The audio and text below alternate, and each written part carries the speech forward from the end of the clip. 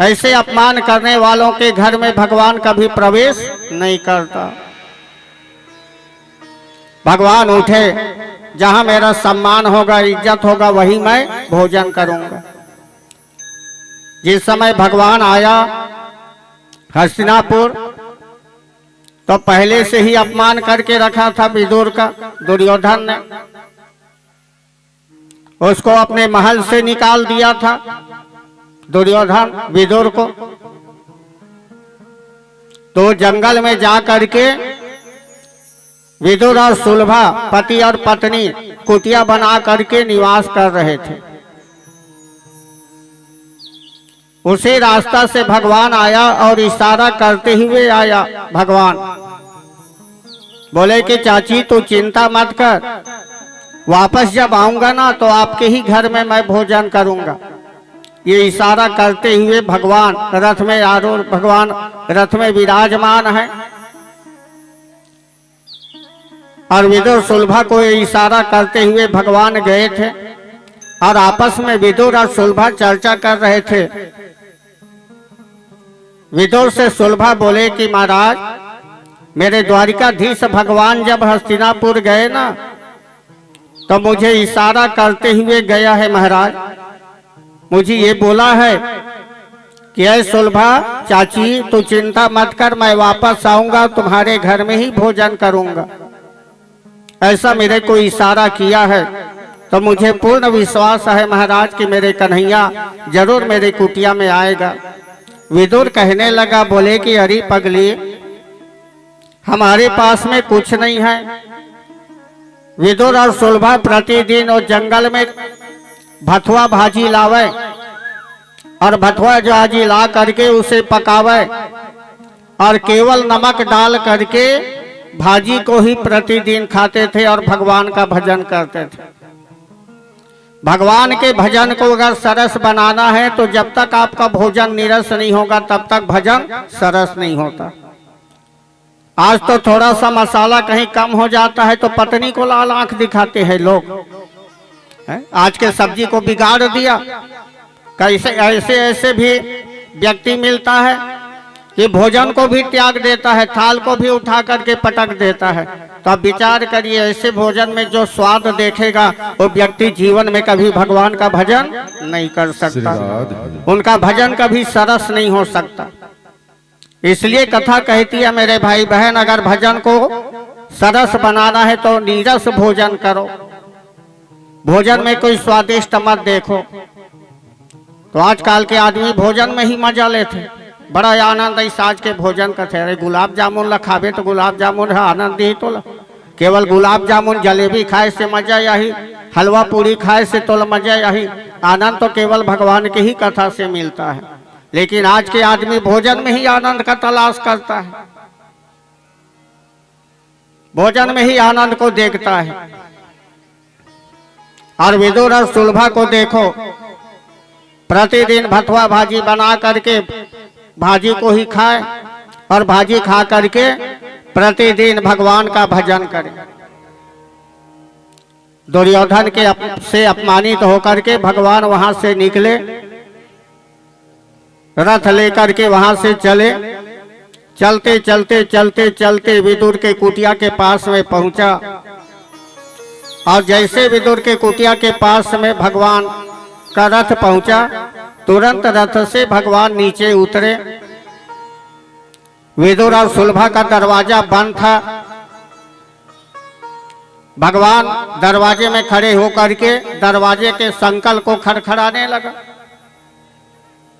इतने भजन में डूब गया था पति और पत्नी। भजन ऐसे होना चाहिए कि आसपास की आवाज भी आपको सुनाई ना पड़े, वही तो भजन है। आवाज के आदमी भजन करते रात के बनाई कढ़ील घलो जात करत रहते। अपन पत्नी ला आवाज लगा थे, एक तरफ माला घुमावा थे, राम राम राम राम राम राम कहा थे, एक तरफ पत्नी ला आवाज लगाई, रात के कढ़ी बनाए रहे वो बासी में बढ़िया अच्छा लगते, स्वाद लाते बासी में, कढ़ी बचा के रखबे तो ये भजन है। भजन में भी भोजन के याद, और कथा कहती है कि भोजन में भी भजन होना चाहिए। लेकिन नहीं, भजन करते करते भोजन को याद करते हैं लोग। कढ़ी का भी उसको याद आता है। और विदुर और सुलभा को देखो कितना डूब गया था भगवान के भजन में, घंटों तक के खड़खड़ाया, आवाज लगाया, भगवान संकल्प को बजाया, फिर भी सुलभा और विदुर दरवाजा नहीं खोले। थोड़ा भी आवाज उनको सुनाई नहीं पड़ा। अंत में भगवान को आवाज लगाना पड़ा, बोले कि चाची कब से मैं दरवाजे में खड़ा हूं, 1 घंटा हो गया और तुम अभी तक के दरवाजा नहीं खोल रहे हो। जैसे ही भगवान के आवाज को सुना, तुरंत सुलभा उठी और उठ करके दरवाजा खोले, देखे तो भगवान सामने खड़े हैं।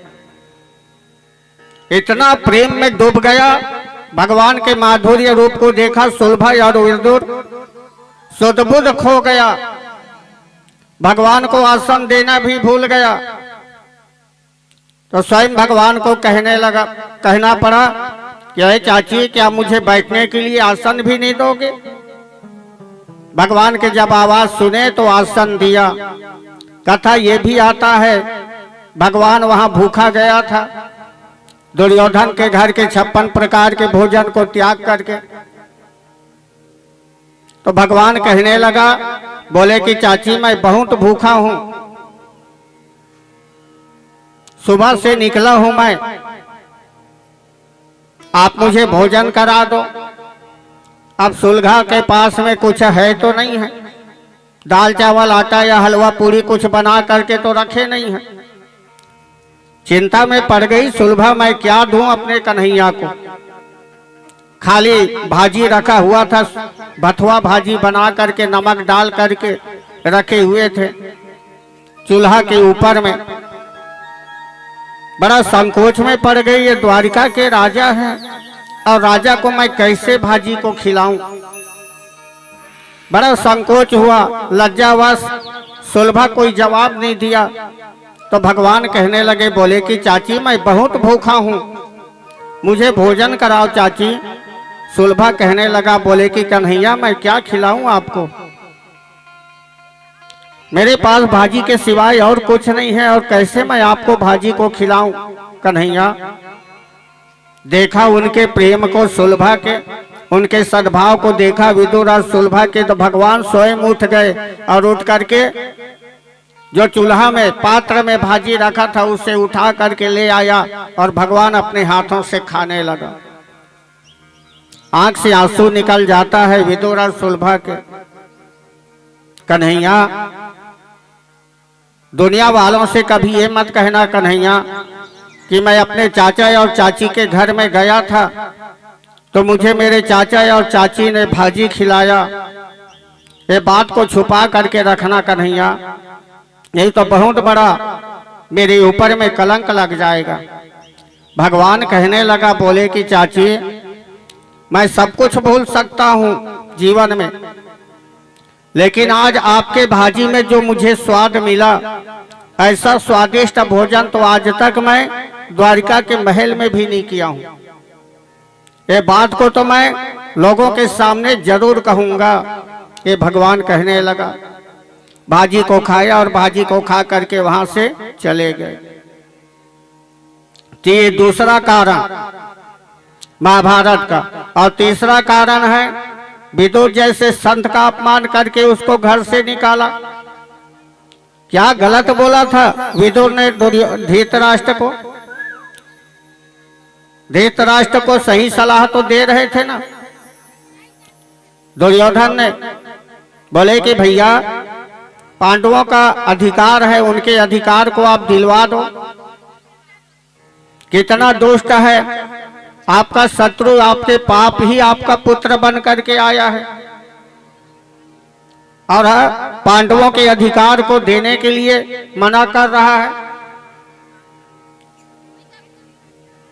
यही शिक्षा तो धृतराष्ट्र को दिया था विदुर ने और इसी बात को गुप्तचर के द्वारा सुना और भगवान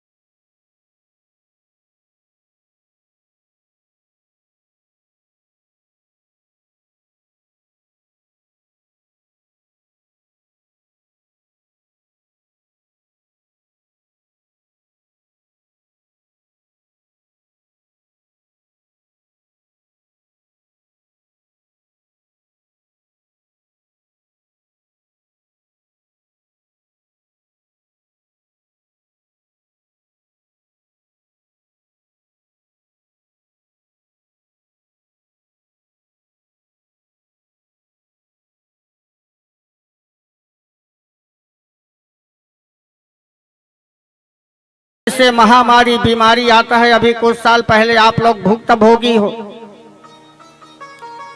लाखों लोग मारे गए, कोरोना के चौपट में आ गए। ये संतों का अपमान का परिणाम तो है। संत का अपमान करोगे, गौ माता का अपमान करोगे, गौ माता का हत्या करवाओगे तो उसका परिणाम तो भोगना ही पड़ेगा। मुंह में मास्क लगा करके चला थे, दुनिया मुंह दिखाई के लायक नहीं रही गई, तैसन तो मुंह में बांधा रहा है। तो कर्म भी हमारा ऐसा नहीं होना चाहिए कि हम दुनिया में मुंह दिखाने लायक ना रह जाए।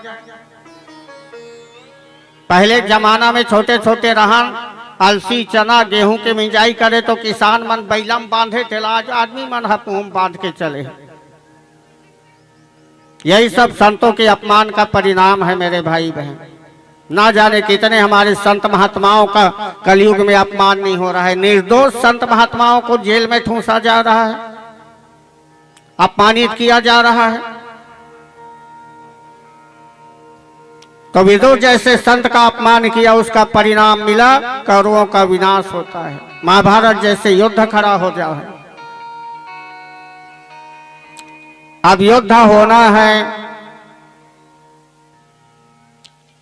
तो भगवान से सहयोग लेने के लिए धर्मराज द्वारिकाधीश भगवान के पास में द्वारिका गए और उसी दिन दुर्योधन भी भगवान के पास चले गए महाभारत के युद्ध में सहयोग मांगने के लिए। दोनों को देखा, भगवान पूछने लगा कैसे आना हुआ धर्मराज, क्या काम लेकर के आए हो। भगवान से कहने लगा, धर्मराज बोले कि प्रभु महाभारत का युद्ध होना है और इस युद्ध में मुझे आपका सहयोग चाहिए, आपका सहयोग लेने आया हूं। दुर्योधन से पूछे, दुर्योधन आप क्या काम लेके आए हो। दुर्योधन भी कहने लगा,